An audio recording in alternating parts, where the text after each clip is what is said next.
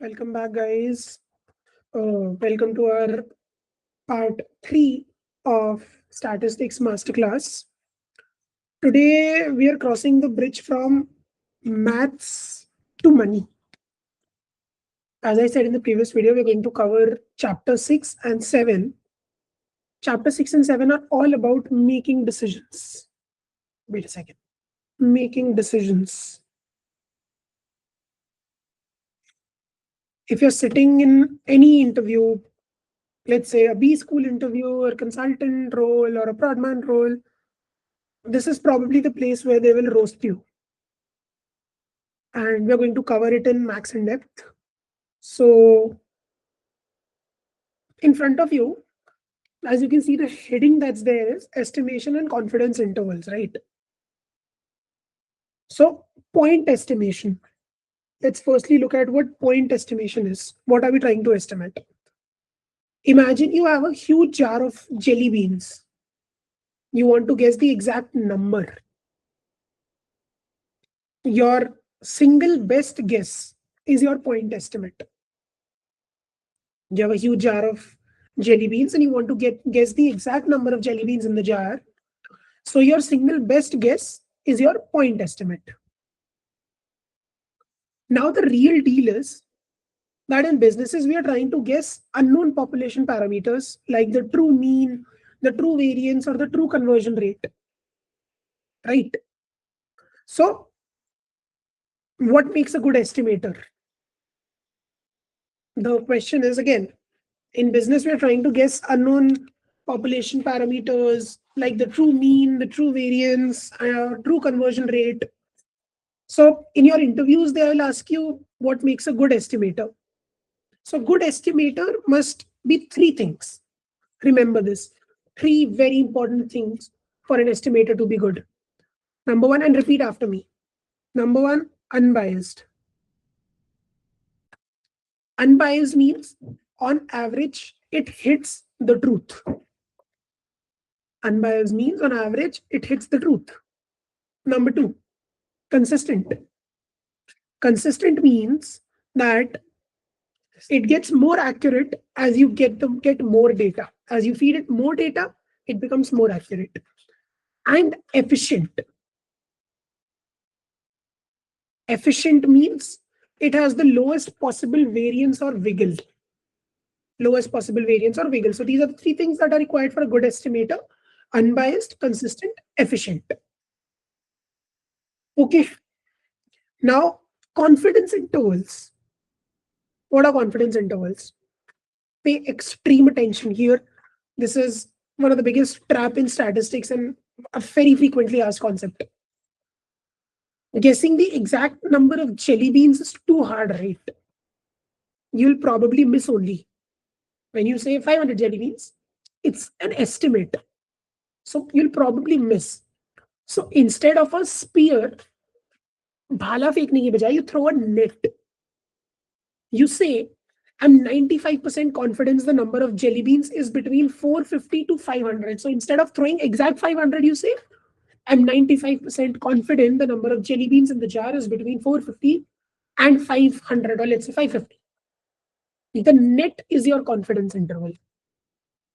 You don't throw a spear now, you throw a net between 450 to 550, and I'm 95% confident. The trap here is, let's say you're in an interview, they'll ask, does a 95% confidence interval mean there is a 95% probability that the true mean is inside the specific interval? I'll repeat the question. They'll ask that, does a 95% confidence interval mean there is a 95% probability that the true mean is inside the specific interval? When you said 450 to 550 for the number of jelly beans in the jar, and you said that I'm 95% confident the number of jelly beans are between 450 to 550. So does this mean that there is a 95% probability that the true mean or the true value is inside the specific interval? The answer is no. Once the interval is calculated, the true mean is either 100% inside or it is 100% outside. Remember this. Once the interval is calculated, the true mean or the true value will either be 100% inside the interval or it will be 100% outside it. A 95% confidence interval means that if we repeatedly sampled the data and built intervals the exact same way, about 95% of those nets would successfully capture the true parameter. I'll repeat my statement, repeat after me. 95% confidence interval means that if we repeatedly sampled the data and built intervals the exact same way, about 95% of the nets of those intervals would successfully catch the true parameter. I'll give you an example. They are decision ranges. Confidence intervals are decision ranges. If you're, let's say, for example, a practical business use case, that if your A/B test shows a revenue uplift confidence interval, and it's written 0.1%, 2%. Okay. Both numbers are positive. You justify the rollout. But if the confidence interval is minus 0.5%, 1%, the net crosses zero. It might lose you money. You need more data for the redesign. At times, in your interviews, they'll write things like this. Minus 0.5, 1% is written. So will you go ahead or will you not go ahead? So you won't, because one of them is negative. And if one of them is negative, you might lose money. Because again, it has crossed zero. And if it has crossed zero, it means you need more data. This is the practical application of confidence intervals. अगर मैं sample करती जाऊं, and let's say it's 520. So one sample will be 450 to 5, let's say 520 jelly beans. And I'm repeating this again because this is very, very important, guys. Let's say 520 jelly beans in the jar. You say 450 से 550 के बीच में होंगी. 95% confident. I'm 95% confident the number of jelly beans is between 450 and 550. But if you keep on sampling the data like this, one you will create 451 and let's say 551, 452 and 552, 453 and 553. Let's say someone says, I'm 95% confident it's 454 to 554. अब आप देखोगे तो 520 इन सबके बीच में लाई कर रहा है, right? So if I keep on sampling the data like this repeatedly and build the intervals the exact same way, 100 का मैंने interval लेता गया, so 95% of those intervals will contain 520. That is the meaning of confidence interval. Please don't forget this. This is very important, guys. And मैंने आपको एक interview की चीज बता दी है, that if ever negative में लिखा हुआ है, then please, I'm telling you, don't go ahead. You need more data because आपका zero पार कर गया है. Confidence interval आपका zero पार कर गया है. The net has crossed zero. The interval has crossed zero, sorry. Okay. Now we move to Bootstrap. Let me remove this. Bootstrap confidence intervals without heavy assumptions. The magic. Okay, I'll give you an example. What if you only have one small sample of data and you don't know its shape? You put it in a Xerox machine and copy it thousands of times to simulate new alternate realities. You have one sample of data and you actually don't know its shape. ऐसा है, normal distribution है कि नहीं है, कैसे type of distribution, you don't know it. So what you do is that you put it in a Xerox machine. मैं example से बोल रहा हूँ, Xerox machine में डालो and copy it thousands of times to simulate new alternate realities. Bootstrap resamples your observed data with replacement to approximate the sampling distribution.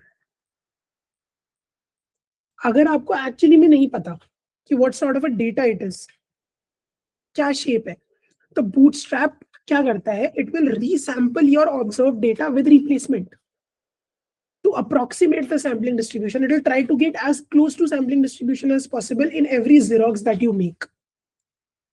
So that is the core principle behind Bootstrap, that if you don't know the nature or the shape of the data, ठीक है, What would you do? Bootstrap would resample your observed data with some replacements, approximate the sampling distribution जो कि originally है. Why do these schools or interviewers care? They will ask you, how do you find the confidence interval of a, let's say, median or a highly skewed revenue metric? Highly skewed revenue metric. You can't use standard textbook formulas, right? Because the metric is highly skewed. You use Bootstrap because it makes no heavy assumptions about the data or the distribution. Rule of thumb, use 2000 to 10,000 resamples for stability. If it's a highly skewed revenue metric, आपको question पूछ ले, what would you use? So you'll use Bootstrap. Why? Because it makes no heavy assumptions about the distribution. And our rule of thumb is 2000 से 10,000 resamples use करो for stability, and आपका approximate हो जाएगा the sampling distribution. This is all about confidence interval, guys. Now let's move on to hypothesis testing. Again, a very important concept. A hypothesis test is just a formalized decision under uncertainty. Just a formalized decision under uncertainty. H0 जो होता है, that is your null hypothesis. H0 always says the defendant is innocent. The baseline is true. Your new, for example, if you have to see your new app feature does anything or not, then your null hypothesis is that your new app feature does nothing. And your alternate hypothesis, H1, is, again, no difference. H0 is no difference. H1 is the new feature does something. The new feature actually works, which is your alternate hypothesis. P-value, very important. The most misunderstood number in business. P-value is your surprisometer. Oh, what is the spelling of surprisometer? This is your p-value, nothing else. The p-value is the probability of seeing data at least as extreme as ours. Assuming the null hypothesis H0 is perfectly true. I'll repeat the definition again. The p-value is the probability of seeing data at least as extreme as ours, assuming the null hypothesis is absolutely true. I'll give you an example. If your p-value is 0.01, it means if this new feature, let's say I'm launching a feature and the p-value is 0.01, it means if this new feature actually did nothing, seeing this much profit would be a 1 in 100 miracle. आपने एक नया feature launch करा and p-value 0.01 आई है. Let's say आपने feature launch करा, and your p-value comes out 0.01. That means that if this feature actually कुछ भी नहीं करता, so seeing this much profit that you have generated after the launch of the new feature would be 1 in 100 miracle, 0.01 पे. Since miracles are rare, you conclude the feature must be working.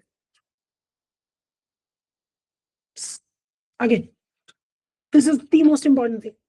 Since miracles are rare, you conclude the feature is working. A small p-value actually means the data is highly surprising under your null hypothesis. आपने एक null hypothesis assume करी, the feature doesn't do anything. You launch the feature and the profits that come out, उनकी p-value is 0.01. It means कि अगर आपकी null hypothesis true है, if your feature actually did nothing, seeing this much profit would be 1 in 100 miracle. And miracles are rare, right? So you conclude your feature should work for you to see this profit. Hence, a small p-value means the data is highly surprising under your null hypothesis, or you reject your null hypothesis. 0.05 के नीचे you reject your null hypothesis. Type 1 and type 2 errors. Type 1 error says false positive. You throw an innocent man in jail. You declare the feature works, but it was just random luck. Type 1 error is false positive. You throw let's say आप एक innocent आदमी को jail में डाल रहे हो, or you declare the feature works, but it was just random luck. Your H0 was true, but you still rejected it. Type 2 error, false negative. You let a guilty man walk free.